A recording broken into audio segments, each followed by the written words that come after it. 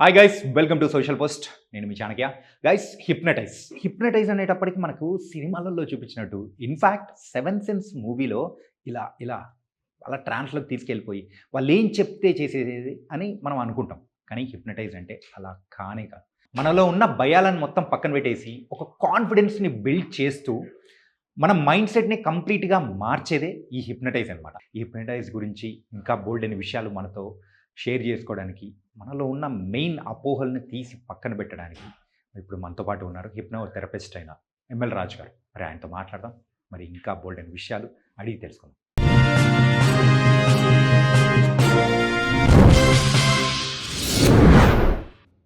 అట్లయితే psychological issue, anxiety కానీ ఇలాంటి బోల్డ్ అన్ని మనం వింటున్నాం రీసెంట్ టైమ్స్లో.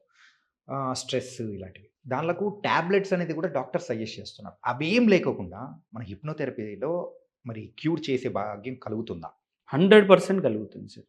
ఇప్పుడు ప్రజెంట్ సిచ్యువేషన్లో నేను ఒక ఐర్లాండ్ కంట్రీ నుంచి మన తెలుగు వాళ్ళే అక్కడికి వెళ్ళారు.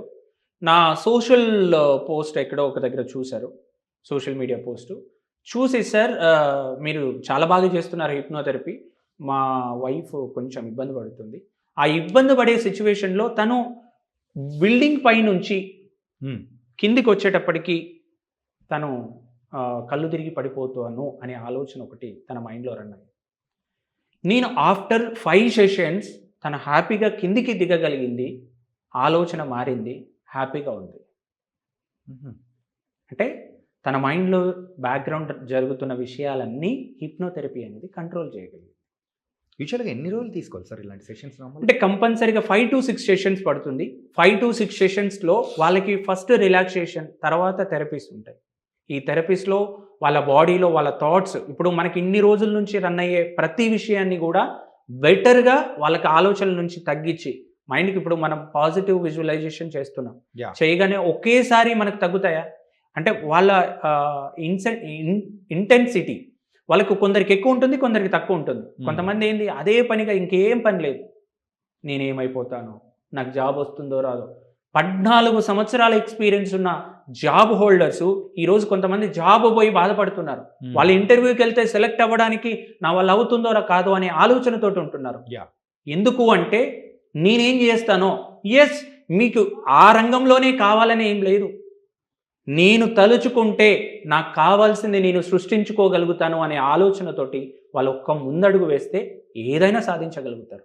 వాళ్ళ కాన్ఫిడెన్స్ లెవెల్ లోగా ఉన్నప్పుడు వాళ్ళని హిప్నోథెరపీకి వెళ్ళి వాళ్ళ కరెక్షన్స్ అన్నిటినీ హిప్నోథెరపీ ద్వారా కరెక్షన్స్ చేస్తే వాళ్ళ నుంచి పాజిటివ్ రిజల్ట్స్ తీసుకొని రావచ్చు. కానీ మీరు అంటే మీతో మాట్లాడిన తర్వాత నాకు అర్థమైంది ఏంటంటే, హిప్నోథెరపీ అనేటప్పటికి నేను చెప్పింది చెయ్యి, అక్కడికి వెళ్ళు, ఇది చెయ్యి, అలాంటిది కాదు. ఇట్స్ ఎ కంప్లీట్లీ మనలో ఉన్న ప్రాబ్లమ్ని కంప్లీట్గా తీసేసి ఒక కాన్ఫిడెన్స్ బిల్డ్ చేయడమే హిప్నోథెరపీ అని అర్థమైంది సార్. Yes, exactly. 100% కరెక్టేనా సార్? 100%. అది ఆలోచన ఎక్కడి నుంచో తీసుకొచ్చేది కాదు, ప్రతి ఒక్కరిలో ఒక శక్తి దాగి ఉంది. ఆ శక్తిని బయటికి తీయడానికి ఇది ఇప్పుడు వచ్చిందేం కాదు, ఎప్పటి నుంచో ఉంది. వాటన్నిటిని ఇంకా డెవలప్మెంట్ చేస్తూ బెటర్గా, ఇప్పుడు నేను మిమ్మల్ని హిప్నోథెరపీలోకి తీసుకెళ్ళినా నేనేదో వేరే అన్వాంటెడ్ ఏం చేసి తీసుకెళ్ళలేదు, మీ ఓన్లీ మాటల ద్వారా మాత్రమే ట్రాన్స్లోకి తీసుకెళ్ళాను, అక్కడ నుంచి రిజల్ట్స్ తీసుకొచ్చాను. ఇంకా వేరే ఇంకా అక్కడి నుంచి మళ్ళీ బ్యాడ్ థాట్స్కి నెవర్, అది అసలు జరగదు, జరిగే ప్రసక్తే లేదు. అంటే ఒకవేళ హిప్నటైజ్ చేసే పర్సన్ మీరే ఉన్నారు, ఒక బ్యాడ్ ఇంటెన్షన్ కైండ్ ఆఫ్ ఏదైనా చేయాలి అనుకుంటే it is possible? No, it's not possible. ఇప్పుడు ఫర్ సపోజ్ అందరు ఏం చూస్తున్నారు, బయట ఏదో డిఫరెంట్ ఇష్యూస్ బాగా రన్ అవుతున్నాయి, ఏది అమ్మాయిల పైననో లేకపోతే మిగతా వాళ్ళ పైన. ఆ ఇష్యూస్లో మనం ఆలోచిస్తే హిప్నోథెరపీలో ఎవరినైనా అక్కడికి ముందు కూర్చున్న వాళ్ళు వాళ్ళ పర్మిషన్ లేకుండా వాళ్ళ బాడీని కూడా టచ్ చేయలేము. ఓకే, ఎవరైనా మన ముందు కూర్చున్న వాళ్ళు, ఇప్పుడు మీరు కాబట్టి నేను ఓకే మిమ్మల్ని టచ్ చేశాను, ఇబ్బంది ఏం లేదు. కానీ ఎవరైనా ఆపోజిట్ జెండర్ అనే వాళ్ళు అక్కడ కూర్చొని ఉంటే విత్ యువర్ పర్మిషన్ నేను మీ హ్యాండ్ని టచ్ చేస్తున్నాను అని చెప్పిన తర్వాత మాత్రమే నేను టచ్ చేస్తాను. ఓకే, ఎందుకు అంటే వాళ్ళ పర్మిషన్, వాళ్ళ మనసు ఏం చేస్తుంది, అరే సార్ పర్మిషన్ తీసుకున్నాడు అనే ఆలోచన వస్తుంది.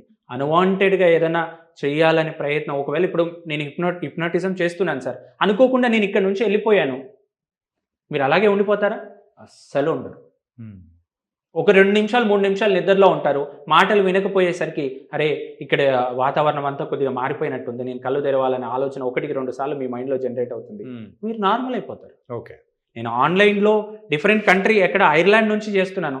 వాళ్ళకి ఏదైనా ఆన్లైన్ ఇష్యూ వచ్చింది అనుకోండి, ఏం చేస్తారు? ఏమన్నా ఇబ్బంది అవుతుంది లేకపోతే అక్కడ నుంచి ఏదో అనేది ఏం లేదు కదా. అంటే మీరు నార్మల్గా మేల్కొంటారు. ఓకే. కాబట్టి వాళ్ళని పర్మిషన్ లేకుండా వాళ్ళని టచ్ కూడా చేయలేము. అండ్ కమింగ్, మీరు ఇప్పటి వరకు ట్రాన్స్ఫర్మేషన్ చేసిన కేసెస్లలో so one of the best interesting testimonial ఏదన్నా ఉండిందా, లేకపోతే అది ఏదైనా మాకు చెప్తారా? 100% సార్. నాకు నేను ఫస్ట్ కేసు చాలా ఛాలెంజింగ్గా తీసుకొని చేసిన కేసు ఏంటి అంటే, ఒక ప్లేస్ నుంచి ఒక పర్సన్ వచ్చాడు. అబ్బాయి తను అగ్రికల్చర్ సంబంధించిన వాటిలో చదువుకుంటున్నాడు. ఆయన కారు నడుపుకుంటూ వచ్చింది కూడా ఆయనే. దరిదాపుగా ఒక 150 కిలోమీటర్లో ఏమో కారు నడుపుకుంటూ వచ్చాడు. వచ్చిన తర్వాత నా ముందు కూర్చొని హైదరాబాద్లో ఉన్న టాప్ మోస్ట్ డాక్టర్స్ అందరికీ చూపెట్టాడు వాళ్ళ డాడీ. ఆయన చెయ్యి పైకి లేవట్లేదట. ఆయన చెయ్యి పైకి లేవట్లేదట. సార్, ఆయన వాళ్ళ ఫాదర్ నా దగ్గరికి వచ్చి, సార్ నేను హైదరాబాద్లో నా కొడుకుని నేను చూపెట్టిన ప్లేస్ అంటూ లేదు. ఓకే. ప్రతి ఒక్క టాప్ మోస్ట్ డాక్టర్స్ అందరి దగ్గర తీసుకెళ్ళా. మీరు దేవుడు సార్ నాకు. నేను ఎక్కడో సోషల్ మీడియా పోస్ట్ షేర్ చేస్తుంటే వాళ్ళు చూసి దరిదాపుగా 250 కిలోమీటర్స్ నుంచి వచ్చారు అంటే, మళ్ళీ కారు నడిపింది ఆ అబ్బాయి. చెయ్యికి స్పర్శ లేదు అని చెప్పాడు. అదేలా సార్? వచ్చిన తర్వాత తనకి టాప్ మోస్ట్ డాక్టర్స్ ఏం చెప్పారు అంటే, టెస్ట్ చేసిన తర్వాత, అయ్యా మీ అబ్బాయికి ఏం ప్రాబ్లం లేదు, మీరు నార్మల్గా మీ ఆలోచనతోటే అది వచ్చింది, ఇబ్బంది ఏం లేదు అని చెప్పారు. నా దగ్గరికి వచ్చి, సార్ వాడేమో చేయలేపట్లేదు అని నా దగ్గరికి వచ్చి చెప్పిన తర్వాత 2 సెషన్స్ చేశాను సార్. తను ఎగ్జామ్ హాల్లోకి వెళ్ళి పేపర్ రాయాలంటే భయపడే స్థితి నుంచి ఒకే రోజు ఈవినింగ్ వెళ్ళిన తర్వాత 30 పేజెస్ నాన్ స్టాప్గా రాశాడు. అంటే ఎందుకు ఇంత హ్యాపీగా చెప్తున్నాను అంటే, నేను 100% ఇన్వాల్వ్ అయ్యి ఉన్నాను ఈ కేసులో. రిజల్ట్ రావాలి, రిజల్ట్ ఓరియంటెడ్గా పని చేయాలనే ఆలోచన నా మైండ్లో ఉంది కాబట్టి అక్కడ నేను హ్యాపీగా వర్క్ చేశాను. అతను ఎగ్జామ్స్ రాశాడు, హ్యాపీగా ఎగ్జామ్స్ పాస్ అయ్యాడు, అప్గ్రేడ్కి వెళ్తున్నాడు. వాళ్ళు కాలేజీకి వెళ్ళమంటే వెళ్ళట్లేదు సార్, మాకు వీటితోటి నాకు ఇబ్బంది అయిపోతుంది, నేను ఏం చేయాలో అర్థం కావట్లేదు. వాళ్ళు మంచి ఫ్యామిలీ, బట్ ఆయన నాకు చెయ్యి లేపట్లేదు, నా చెయ్యి లేపడానికి వీలవ్వట్లేదు అని. మరి నడిపింది కారు ఆయనేగా. తన ఆలోచన ఏంటి అంటే, ఎప్పుడో చిన్న దెబ్బ తాకింది, దెబ్బ తాకినా కూడా తను ఏమనుకున్నాడు అంటే, ఆ దెబ్బ తగ్గిపోయింది కానీ నా చెయ్యి లేవదు, ఇలాగే ఉంటుంది అనే ఆలోచన తన మైండ్లో రన్ అవ్వడం వల్ల అలా తయారయ్యాడు. అంతేగాని ఏం లేదు. తనని ఆ థాట్ని జనరేట్ చేసి, నువ్వు బాగా హ్యాండ్ లేపుతున్నావు అని, ఒక వన్ ఆఫ్ ద ఫైన్ టైంలో నువ్వు హ్యాండ్ని పైకి లేపుతున్నావు అన్నప్పుడు హ్యాపీగా పైకి లేపాడు. ఓకే. అంటే నేను హ్యాపీగా ఫీల్ అవుతున్నా. అట్లాంటివి ఇంకా రాబోయే కాలంలో అంటే ఇంకా ఉన్నాయి, కానీ ఫైనెస్ట్ ఎగ్జాంపుల్ అది నాకు. అలాంటివి ఇంకా రాబోయే కాలంలో చాలా చేయడానికి నేను సిద్ధంగా ఉన్నాను. ఇట్ వాస్ నైస్ రాజు గారు. ఏంటంటే లైవ్లో నేను ఎక్స్పీరియన్స్ చేసిన తర్వాత ఏంటంటే ముందుకి తర్వాతకి అదే అర్థమైపోతూ ఉంది. అండ్ నా ముందు ఆ టైంలో ఉన్నప్పుడు నా ముందు మెదిలిన ఫ్లాషెస్ కానీ అన్నీ రియల్ టైం ఎక్స్పీరియన్స్ చేశాను కాబట్టి feel very very happy. And it was nice sir. And ఇట్లాంటిది ఇంటరాక్షన్ మీతో అండ్ ఇది కూడా ప్రజలకు చెప్పే విధంగా మనం తెలియజేస్తున్నందుకు చాలా హ్యాపీ అనిపించింది. Really thank you so much for coming here. Thank you sir, thank you so much.